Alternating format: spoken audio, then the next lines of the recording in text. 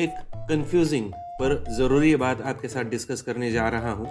उम्मीद है आपको बहुत फ़ायदेमंद साबित होगी, तो अंत तक ज़रूर देखिए और लाइक और सब्सक्राइब कीजिए। दरअसल मैं 10 साल से एक सेडान यूज़ कर रहा हूँ। 10 साल बहुत ज़्यादा वक्त हो गया, तो मैंने इसे बदल के एसयूवी सेगमेंट में जाने का सोचा। तो मैंने कुछ गाड़ियाँ शॉर्टलिस्ट की। अब इन सब व्हीकल्स के फेसबुक ग्रुप्स है, लगभग 10,000 से लेकर 50,000 तक मेंबर्स हैं इनमें। मैंने सोचा इसमें बहुत सारे यूजर्स होंगे तो मुझे अच्छा गाइडेंस मिलेगा, पर यकीन मानो ये ग्रुप ज्वाइन करना मेरे लिए बहुत बड़ा हेडेक हो गया। मतलब कुछ काम की बातें मिली, और जो ज़्यादा पोस्ट आते थे, एक तो मेरे जैसे न्यू परचेसर्स या दुखी आत्माएं। मैं एक्सप्लेन करता हूँ। इन हजारों लोगों में से कुछ एक लोग ऐसे होंगे जिन्हें खराब गाड़ी मिली, या सर्विस सेंटर का एक्सपीरियंस खराब आया, या कुछ ना कुछ तो गलत हुआ इनके साथ। इनमें से कुछ स्पैमर्स भी हो सकते हैं। ये लोग अपने एक्सपीरियंसेस पोस्ट कर इतना डिमोरलाइज कर देते थे सामने वाले को कि कोई वो गाड़ी लेने की हिम्मत नहीं कर सकता था। पर ऐसा सोचकर मैंने दूसरा ग्रुप ओपन किया, तो वहाँ भी वही कंडीशन। मतलब मुझे लगा मेरी पुरानी वाली गाड़ी जो है वो सबसे बेस्ट है, क्योंकि उसे मैं 10 साल से यूज़ कर रहा हूँ और मेरा फर्स्ट हैंड एक्सपीरियंस है। किसी से मुझे उसके बारे में एनालिसिस लेने की ज़रूरत नहीं है। एक दिन लगा पुराने सेडान के रिव्यूज़ एक बार देखते हैं, और जब मैंने वो वीडियो देखे तो मेरी आँख खुल गई। मेरी सोच पूरी तरह से बदल गई, क्योंकि जो व्हीकल मैं 10 साल से फ्लॉलेस यूज़ कर रहा हूँ, जिसके बारे में मुझे कुछ भी कंप्लेंट नहीं है, और जिसे मुझे सिर्फ इस वजह से बदलना है कि 10 साल पुरानी गाड़ी है, मेंटेनेंस निकलेंगे, बदलना जरूरी है, उसके बारे में इतने खराब रिव्यूज मुझे देखने को मिले। तो मैंने सोचा अगर 10 साल पहले मैंने ये रिव्यूज देखे होते तो मैंने कभी भी ये गाड़ी का ऑप्शन सामने नहीं रखा होता।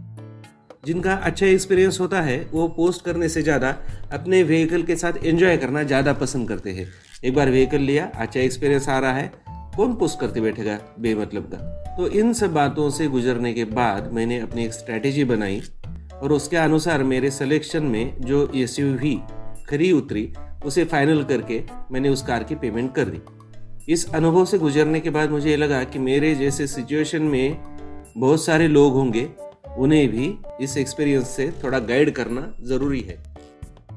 तो इस वीडियो में आप कार सिलेक्शन प्रोसेस के मायने जानेंगे, और मुझे उम्मीद है वीडियो के अंत तक कौन सी गाड़ी लेनी है इस बात के बारे में आपके मन में कोई भी दुविधा नहीं रहेगी।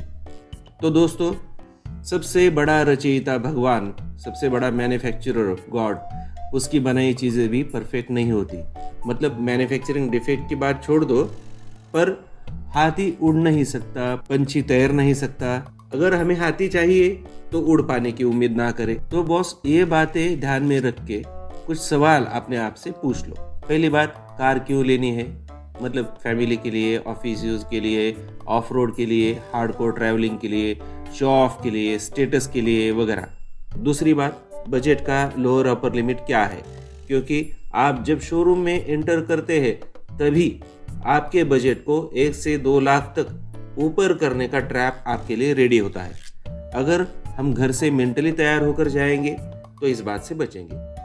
तीसरी बात, ये देखो यूज कितना है, चलाने वाला कौन है। क्योंकि अगर हेवी ट्रैवल है, ड्राइवर चलाता है, तो मैनुअल डीजल के बारे में सोच सकते हो, पर डीजल गाड़ियां कितने साल के बाद ऑफ रोड हो जाएंगी नहीं पता, रीसेल नहीं आएगा कुछ, पर इसका माइलेज बहुत अच्छा मिलेगा। चौथी बात, लेकिन सबसे अहम, सबसे जरूरी बात, सेफ्टी। ये पहले नंबर पर भी रख सकते हैं, क्योंकि हमें इतने सारे एक्सीडेंट सुनने मिलते हैं, इसलिए ये सबसे अहम बात। तो एनकैप रैंकिंग क्या है देखिए, एयरबैग्स कितने हैं और हमारे लिए काफी है क्या देखिए, ये सबसे जरूरी बात है। पांचवी बात, कंफर्ट सबसे जरूरी लिस्ट में आता है। ये सोचिए, ड्राइवर सीट हमेशा सबसे कंफर्टेबल होती है, होनी भी चाहिए, वैसे ही को ड्राइवर सीट होती है। अब अपने घर के जो बिलीवर्ड मेंबर्स है, मोस्टली बैक सीट पर बैठते हैं, उनका कंफर्ट हम सीट पर बैठे बिना नहीं जान सकते। ये समझने के लिए 3 बड़े मेंबर्स पिछली सीट पर बैठकर देखिए, क्योंकि हमें फैमिली कार लेनी है जिसमें सबका कंफर्ट जरूरी है।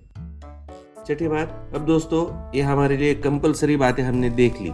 इसके बाद जो मेंबर्स थोड़ा टेक्निकल डिटेल्स में जानना चाहेंगे, उनके लिए एक शॉर्ट में बताता हूँ। टेक्निकल बातों में गाड़ी का torque, power, ground clearance, 4 wheel drive है, फ्रंट व्हील ड्राइव है, इंफोटेनमेंट सिस्टम, ऐसे चीज़ों के बारे में थोड़ा होमवर्क कीजिए। यूट्यूब पर बहुत सारे वीडियोस है, थोड़ा जान लेंगे तो सेल्समैन आपको टेक्निकल वर्ड्स यूज करके आपका दिमाग करप्ट नहीं करेगा। उससे ज़्यादा आपको अगर गाड़ी के बारे में नॉलेज होगा तो थोड़ा कंफर्ट महसूस होगा। कोई ये सोच रहा होगा कि इतना सारा ज्ञान दिया, माइलेज के बारे में क्यों नहीं बात की। सही बात है ब्रो, पर इसके दो ऑप्शन है।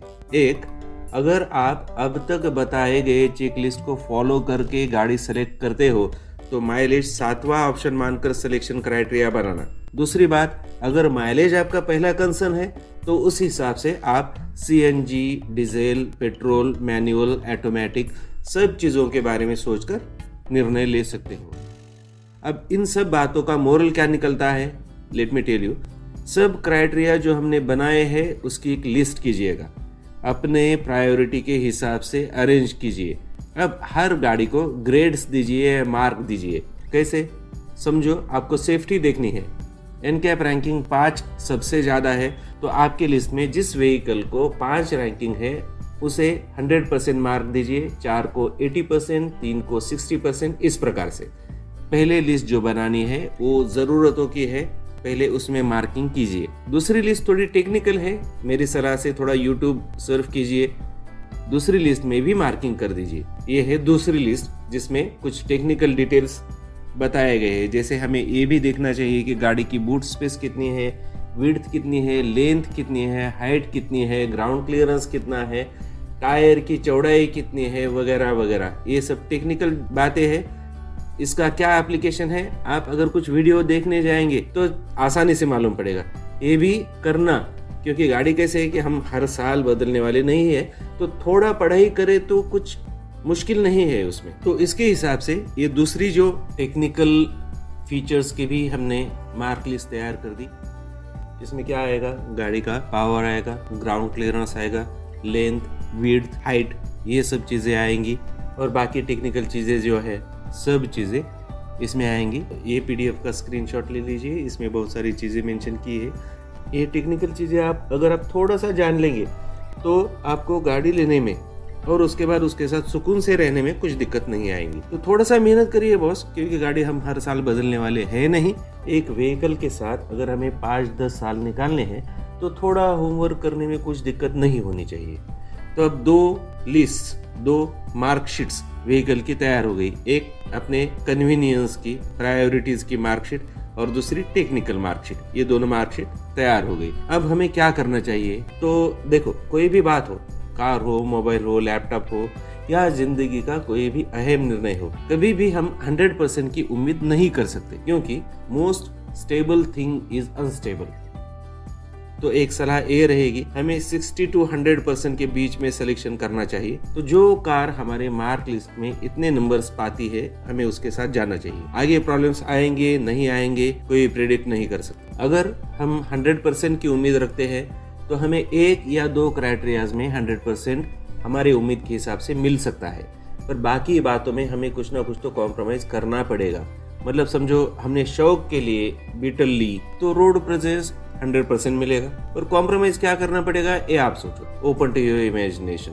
तो जो थॉट प्रोसेस हम इस कार सिलेक्शन के लिए लगा रहे हैं दोस्तों, इस up to your imagination in what many fields you can extend this thought process. तो दोस्तों, इन सब क्राइटेरियाज को फॉलो करके मैंने MG Hector Savvy Pro 7 seater ली। उसको भी अभी 6 महीने से ज़्यादा हो गए हैं। तो इतना लेट वीडियो क्यों डाल रहा हूँ? क्योंकि आपको ऑथेंटिक रिलायबल इंफॉर्मेशन देना ज़रूरी है। I am very happy with my decision and enjoying it.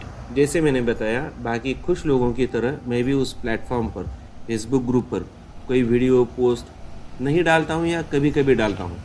गलत है, पर अब डालूंगा। सिर्फ कार परचेस के बारे में ही नहीं, लाइफ के बहुत सारे डिसीजंस में आपको ये स्ट्रैटेजी काम आएगी। ज़रूर कमेंट करके बताइए और लाइक और सब्सक्राइब जरूर कीजिएगा। Thanks for watching.